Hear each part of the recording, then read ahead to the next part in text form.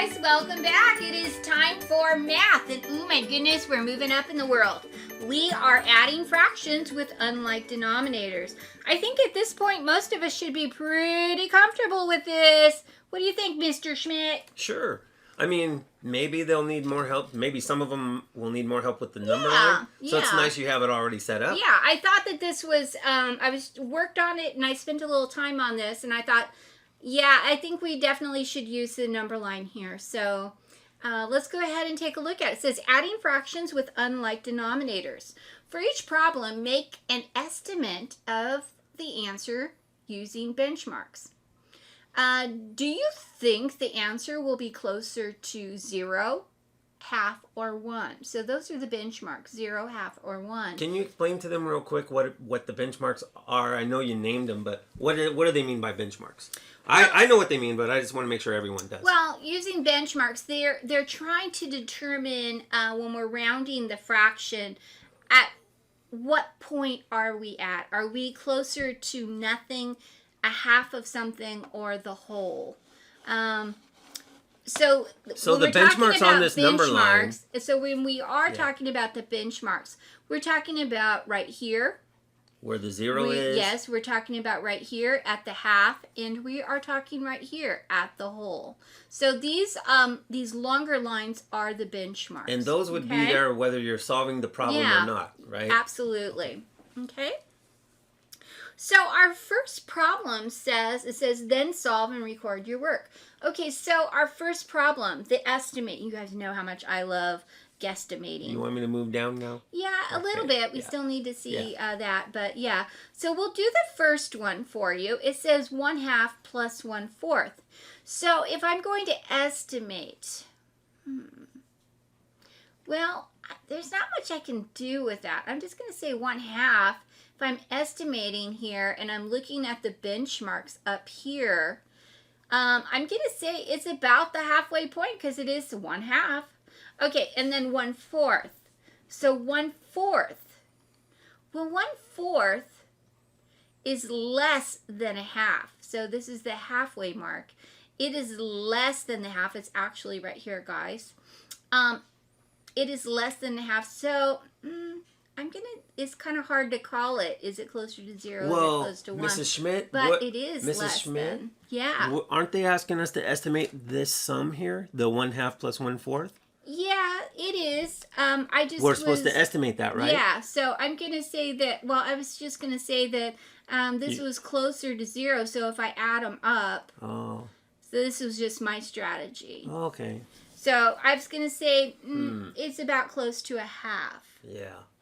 Did you have a different strategy, Mr. Schmidt? No. Did you want to add them up, the true values, and then estimate it, or? I don't know. I mean, it's kind of a hard one just to call. In my mind, I was already estimating that. Hey, you're starting with a half. Yeah. So I know it's going to be greater than a half. And then you are and then you're going adding halfway another between. fourth. Yeah, which is halfway in between. Yeah, that was my original thoughts, but I really kind of got confused. So with estimation problems are really tricky sometimes. So if you're at a half, you are really right here, and that is really where I started. And I thought, well, if I add a fourth, well, a fourth is going to be halfway between here, so it's going to be right there. So yeah, it really kind of is. I would say I'd probably round up, but let's do, so is it closer to the half or the whole? It's kind of it's a tough one because it's right square dab in the middle. So let's go ahead and see what it actually is. Now, as I said, this is at 1/2, and then I add a fourth to it. So it would be right here if I had this divided into fours. So they said make the estimate of the answer using the benchmarks. And so that's what I was kind of doing in my mind. Yeah. I was like, well, 1/2 is right there. I see the benchmark for 1/2. Yeah. And so I know I'm adding more to it. Yeah. And so it's more than a half, but it's as close to half as it is to the whole. Yeah. So well, and then when you're rounding, which do you go with? When you're exactly in the middle, I would you round up. Yeah. So I would say that it would probably, and on my paper, that is what I had, was 1 whole. But you guys know what? That's why estimation can drive you crazy sometimes. Yeah, that's why I say guesstimation, because it's such a hard one to call. Okay, so let's go ahead and find out the real work here. So I need a common denominator, and it's 4 and 4. And what I do to the bottom, I'm going to do the top. 4 times 1 gave me that. So 1 times 1 is 1. 2 times 2 gave me 4, so 1 times 2 is 2. And guys, she's been calling out the steps for you, right, on the previous lesson. So yeah. She thinks that you guys would already realize that the common denominator for these two would be 4. Mm-hmm. 2 plus 1 is going to be 3. So my answer is going to be 3/4. Mrs. Schmidt? Okay? Yes. Is that something we could reduce or simplify? Well, 3/4 you cannot. And that's because? This here the numerator is, only has 2 factors, right? The numerator is it's a prime number with 2 factors, 1 times 3. It cannot be divided into 4. You can't divide. Okay, so the one thing I wanted to show you, and so this is why this is all kind of tricky to me, I want to be able to show you this on the number line. Okay, because I have 3/4. Well, where is 3/4 on this number line without me dividing it into 4s? Well, one method is I could change 3/4 into 8s or 16ths. So I'm going to go to 8s. So I'm finding like numbers, okay? So I can come over here and I can say 4 times what gave me 8? It was 2. So 3 times 2 is 6. Can we find 6/8 on the number line? And so it's right there. So what I'm saying is 3/4 is the same thing as 6/8. And so that also means that it is the same thing as 12/16.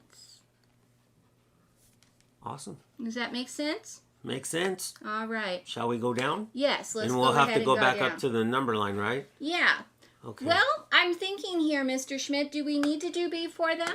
Because I did put it into 16ths. I'm gonna do a trick. Okay. I'm just gonna do a trick for you guys. Okay, and shrink that down. And no, I don't want to do that. No, thank you. Okay, and so now we'll go back down here and let's paste it in. Okay. Control V. Where did it put it? I know it put it somewhere. Well, let me just click on the problem and see if we can paste it right there.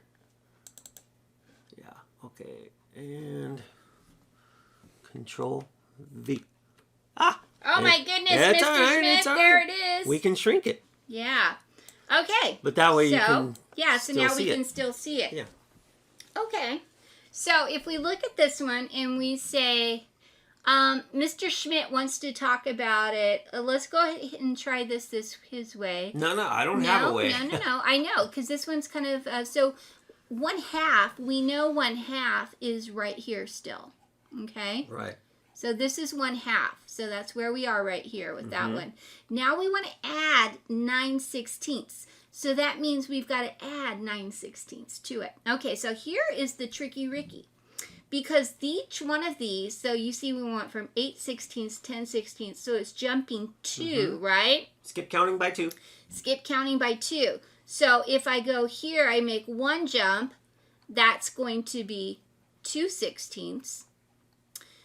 And I jump again, that's going to be 4/16. I jump again, that's going to be 6/16. I jump again, that's going to be 8/16. And when you say going to be, that you mean that's going to be adding on, right? Yes, okay. Adding on. So if we're adding these together. Because 2/16 is actually way back on the number line. Absolutely. Okay. But if we are going to add another 9/16 so you're just counting how it. many 16ths you're adding. Yes. So each one is going to be adding 2/16, 2/16, another 2/16, another 2/16, another 2/16. And you can see we're at the end of the row. We're at 1 whole, but I need another 16th. Okay? So I can tell you right now that it is going to be larger than 1. And I could tell that just because I know that 9/16 is that's just pretty a hair close to a half. it's just a hair above 8/16. And so I know I'm adding up 1/2 with something that's a little bit more than 1/2. So I know estimating I will have something that's above 1. Yeah. So if I come over here and I say 1/2 plus 9/16, and I need a common denominator for that. So if I do my counting, I just want to look at this, Mr. Schmidt, and I'm going to say, if I do my 2's over here, 2, 4, 6, 8, 10, 12, 14. I knew it. So 2 and 16. So that will work, won't it? That will work. That will work. Okay, so 16 can be our common denominator. So I multiplied that by 1, so 9 times 1 is 9. 2 times what gave me that 16? Now here's the good part of this. I can just count. 1, 2, 3, 4, 5, 6, 7, 8. So I multiplied by 8. So 1 times 8 is 8. Remember what I do to the denominator, I do to the numerator. So that's just, going back and reminding you, if you don't know that 16 is the common denominator for 2 and 16, which you should know because 16 is an even number. So if I count by 2's, I'm going to get to 16. And I'm sure almost all of you guys know your multiplication by 2. Yeah. And so if I'm there and I add it up, this is what I'm talking about, that it was going to be larger than 1. What is 8 plus 9? Well, that's 17. So I have 17/16. So it's greater than 1. So I'm going to I can subtract out the whole, but I like to just keep it nice and easy, cheesy for myself. So 16 goes into 17 one whole time, and subtract 16 out. I have 1 left over. My remainder becomes my numerator. My denominator doesn't change. So my actual answer is 1 and 1/16. So if you remember here, we got to the whole, and we needed 9. We were at 8/16, so we needed one more 16th. So that is how that works. I'm going to let you guys do C by yourself because it's straightforward. No number lines, nice and easy, no rounding, no estimations. You are just going to take a look. This says Angelica walked 1/3 of a mile one morning and 1/4 of a mile the next morning. How far did she walk all together? So you're just going to add them up. I think we can handle that. Find your common denominator and add. Okay, Mr. Schmidt. So for this one here, another one, I felt like this one's pretty darn easy. We've been doing these and doing these and doing this, so I'm only going to do this much for you folks.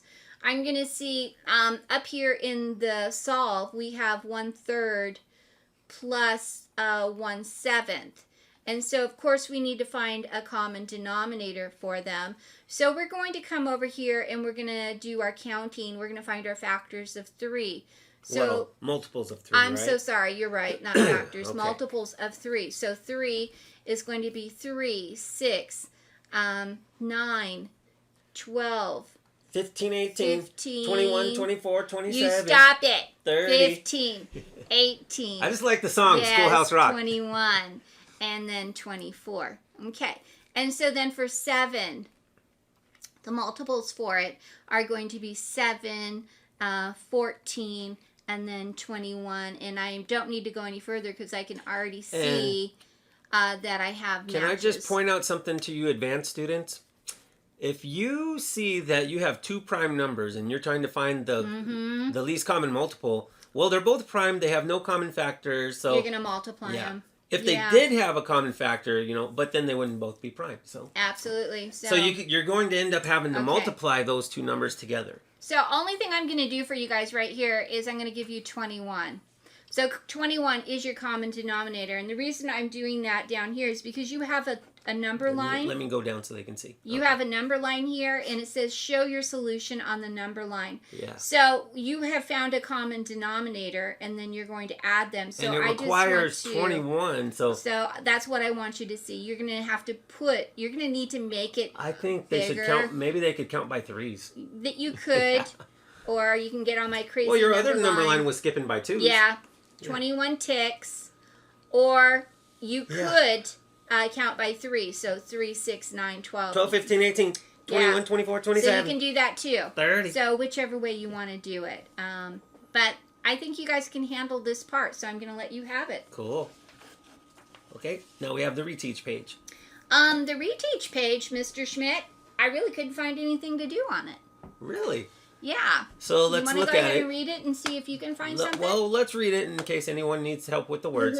Lesson 8, reteach. Hey, and you know what? It just occurred to me, there could be kids from other grades looking at this, you know? It doesn't necessarily mean they're in 5th grade, so we might as well read it. What if we have absolutely. some small kids looking at this? Yeah, we're definitely going to read it, but I don't really see any work that they need Problem solving, determine reasonable answers. Lyndon buys 1 3/4 pounds of cashew nuts and 1 1/3 pounds of peanuts.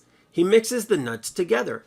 About how many pounds of nuts are there all together? So there is work there, unless they solve it. Do they solve it for them? Let's see. Oh, yes, okay. Yeah. So I think the point of this is just, it is a very valuable page, guys, because it gives you a really easy breakdown when we're rounding and things. Well, let's still read it in case anyone needs help. Yeah. Okay, so step 1, understand. What do you know? You know the amount of cashew nuts and the amount of peanuts. What do you need to find? You need to find about how many pounds of nuts there are altogether. About, right? So that we know we're going to be rounding because we need to estimate. So we plan. Step 2, plan. You can use estimation to find a reasonable answer. Step 3, round each amount to the nearest whole number, then add. So they said, hey, 1 3/4 should round to the whole number 2. If you looked at it on a number line, you would see that 1 3/4 is closer to 2 than it is to 1. And 1 1/3 rounds down to just 1 whole. Because 1 1/3 is closer to 1 whole than it is to 2. To a half. Lyndon bought about 2 + 1 or 3 pounds of nuts. And then they say check. Step 4, check. Is the answer reasonable? Yes, because, and now they're doing the actual math, right? They're doing the exact problem. 1 3/4 plus 1 1/3 equals 3 1/12. Well, how'd they get 12ths? Guys, how'd they do it? They had to make a common denominator down here to get 12ths. Absolutely. So cool. And that's the end of math? That is it. Hey, I want to say one thing before we go. If you guys would be interested in having us put a link to a quiz in the description of the video, and then you could see how you do on the quiz right away, get feedback, let us know. I mean, we can't have comments on the video because it's a video for kids, and YouTube doesn't allow comments on videos for kids. So what I'm asking you guys to do is send us a message on Dojo. At the end of the video, we always have our candiesclass@gmail.com email address there. You can email us. Let us know if you would like to have, because otherwise I don't really want to make the quizzes if no one's even going to take them. But if you guys would like to do one of these lessons and then do a quiz afterwards and see how you do, and see how you're getting it, let us know, and we'll put that on there. Yeah, that sounds great, Mr. Schmidt. So we're here to help you guys. If you need anything, please let us know. Yeah. Oh, and if you're the one who keeps downvoting our videos, because someone does that just about every time we put a video. You're so funny. I'm just saying, someone dislikes it. Can you guys email us and let us know why? Right? Let us know why. If we're not helping you the way that we need to, let us know why. Yeah, that is fair. We would like to know if we're not doing something that's helping you. Please let us know, because that is what we're trying to do. We are stepping out, and we are going beyond to try and help you guys through this. It doesn't cost me anything if they click that. I mean, it's fine, but at least let us know why so we can help you. And if you are in my class, if you look on Google Classroom, you will see that I have posted a new assignment for the state report. So go ahead and take a look at that. Don't forget. All right. When you are done with this, And if please- you're in my class and you want to do the state report, let me know. We can put that on our Google Classroom we're too. gonna put it on there. We are gonna put it on Yeah. there. It's optional. I don't want them to feel cheated. No, it's optional, but I think that you guys should go ahead and practice it. Because next year in 6th grade, you will definitely need to do that. Yeah, because next year you'll be doing a country You'll doing report. a country report, so get the practice So the now. state report's really nice practice. Absolutely. We should post some pictures of those. You know? Yeah. I remember well, Kevin, my son, did Mississippi. I still have his steamboat that he made. Yep, we'll go ahead and do that. Yeah. All right, guys. Well, you have a great evening, and we will talk to you tomorrow. Bye, Have a guys. great night. Bye.